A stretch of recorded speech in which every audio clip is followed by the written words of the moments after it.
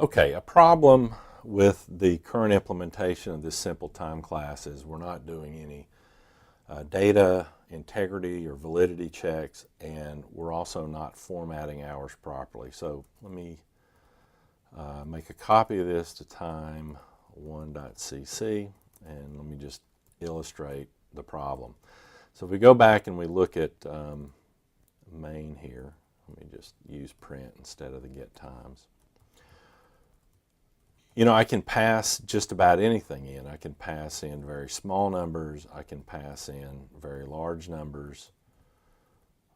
So I'm not doing any checks on the values that some other programmer. Keep in mind that sometimes you write software for yourself, but a lot of times you're writing software for other programmers. And so you have to make sure that they can only use your class properly.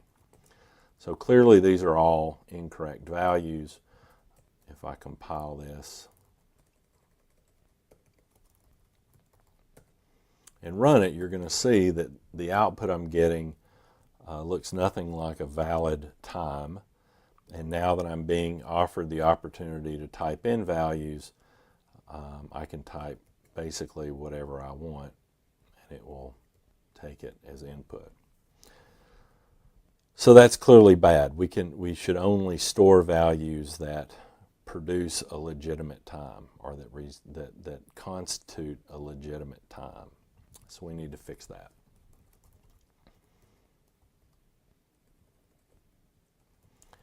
And you know, I'm going to implement, as I said in the video lecture, I'm going to implement my data integrity checks in my set methods.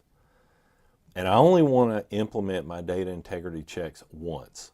So first of all, they're simple in this case, but they could be very complicated. You only want to implement complicated, or any code really, one time. And then any avenue where I have data coming into the program, so through the explicit constructor, through the read method, through the enter method, any method that is going to change the values of hours and minutes, I want to make sure that they go through set hours and set minutes so that these data integrity checks happen. So let's first go find our set methods. And you know, what are the valid values for hours? So first of all, hours have to be greater than or equal to 0, and they have to be, actually this should be new hours, because that's the parameter. I don't want to set the private data member and then check it. You never want to put invalid data into your private data members.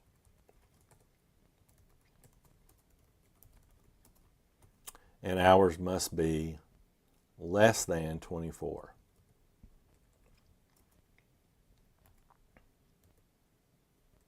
And just to be consistent.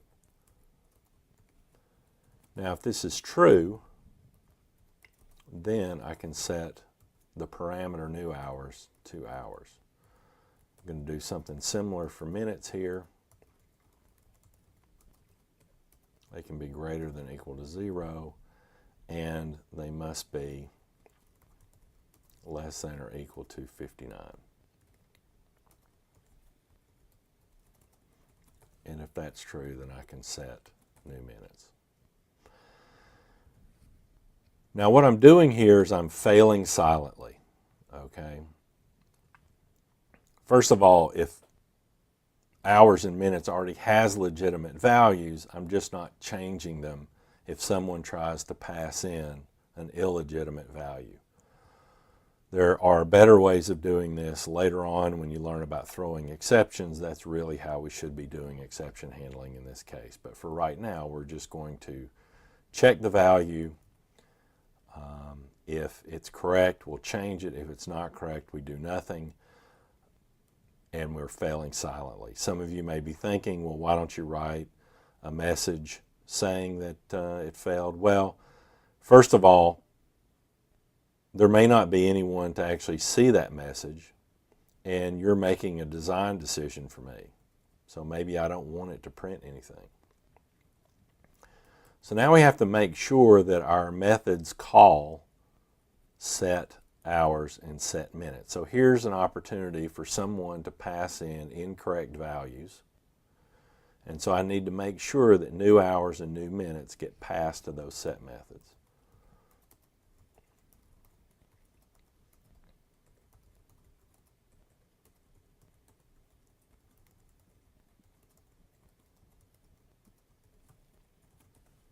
Now here's a subtle little thing, and this wouldn't be happening if we were throwing exceptions, but look what happens in this case. So when this time object is constructed, its values for the private data members are unassigned. If the parameters passed in are invalid, then these set methods won't change the unassigned values. So in this particular implementation, we have to make sure that they start with legitimate values before we pass the parameters to the set methods. So what I'm going to do is I'm going to pass 0 to set hours, and I'm going to pass 0 to set minutes.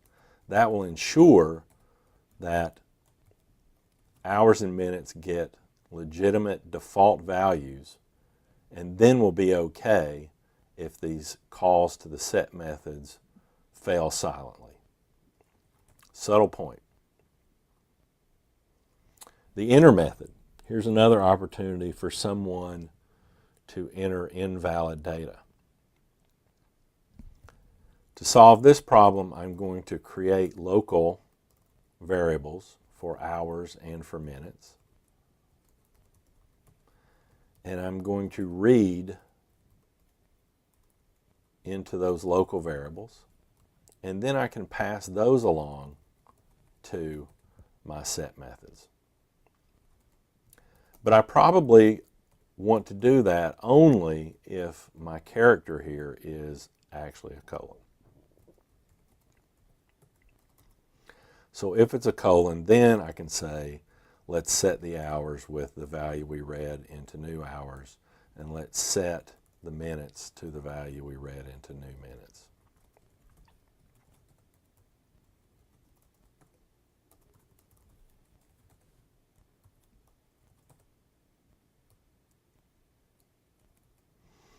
Don't need to do any changes to get minutes or get hours. We don't need to change print. And we need to change read. Doing the same thing. I'll let you make that change. Here we have set hours, here we have set minutes, and here we have write. That requires no changes. So now let's look at what my program should output here. So first of all, this is going to fail silently, so I should see 0 and 0 with this print method.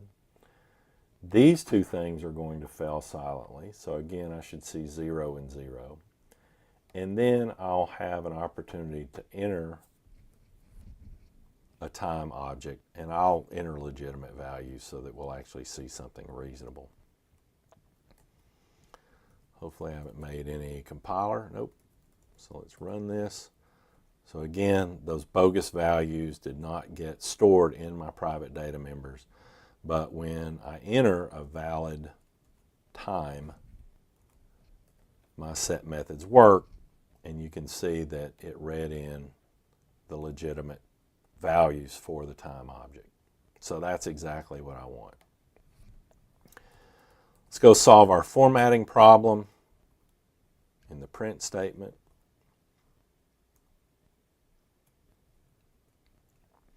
So what we hope to see here is we hope to see leading zeros for hours and minutes that are less than 10. So it's pretty easy. All I have to do is check to see if hours is less than 10. If it is, then I can print a 0. Once I do that, I can print the hours. I do another check after I print my colon for minutes. And I want to see if minutes is less than 10.